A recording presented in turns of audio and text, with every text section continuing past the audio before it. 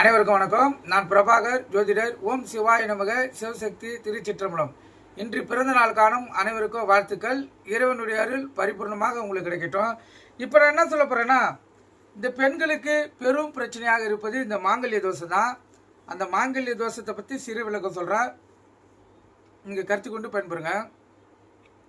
இப்போ இந்த மாங்கல்ய தோஷம் பெண் ஜாதகத்தில் மட்டுமே காணப்படும். சில கிரகங்களின் சேர்க்கை, கோச்சார நிலை, தசாபுத்திகள் போன்ற காரணங்களால் திருமணம் தாமதமாகும் அல்லது பெண்ணுக்கு உரிய வயதில் திருமணம் நடக்க தடையாக இருக்கும். இந்த கிரக அமைப்புகள் தான் மாங்கல்ய தோஷம் என்கிறோம்.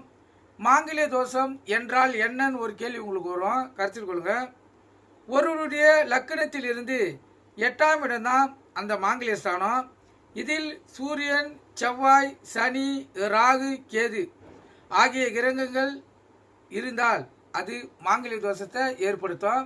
கருத்தில் கொள்ளுங்க. திருப்பி சொல்கிறேன், ஒருவருடைய லக்கணத்தில் பெண் லக்குனம், லக்கணத்தில் ஆண் போட்டிருக்கா, அதான் லக்குனம். லக்கணத்திலிருந்து 8ஆம் இடம்தான் மாங்கல்ய ஸ்தானம். இது சூரியன், செவ்வாய், சனி, ராகு, கேது ஆகிய கிரகங்கள் இருந்தால் அது மாங்கல்ய தோஷத்தை ஏற்படுத்தும். அதே போல் 8ஆம் இடத்தில் மேலே சொன்ன 5 கிரகங்கள் இருந்து அந்த இடம் செவ்வாவின் சொந்த வீடாக இல்லை உச்சம் பெற்றிருந்தால் தோஷம் அவங்களுக்கு குறையும்.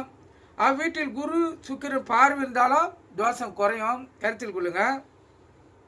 இப்போ மாங்கல்ய தோஷம் எதனால் வருகிறது அப்படி ஒரு கேள்வி வரும்ல, ஒரு கருத்து வரும்ல. சென்ற பிறவியில் நாம் செய்த பாவ புண்ணியங்களின் அடிப்படையிலேயே இந்த பிறவியில் நமது ஜாதக கட்டங்கள் அமைகின்றன.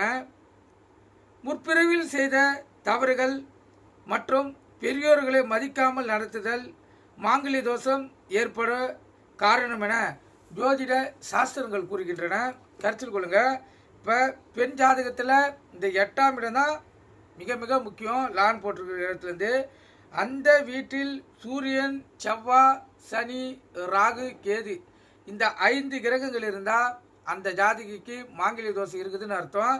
இது போல் அமைப்பில் உங்களுக்கு நல்ல நீண்ட ஆயுளை கொண்ட ஜாதகரை தான் இணைக்கணும். நீங்கள் கருத்து கொண்டு பயன்பெறுங்க. நன்றி, வணக்கம், வாழ்க வளமுடன்.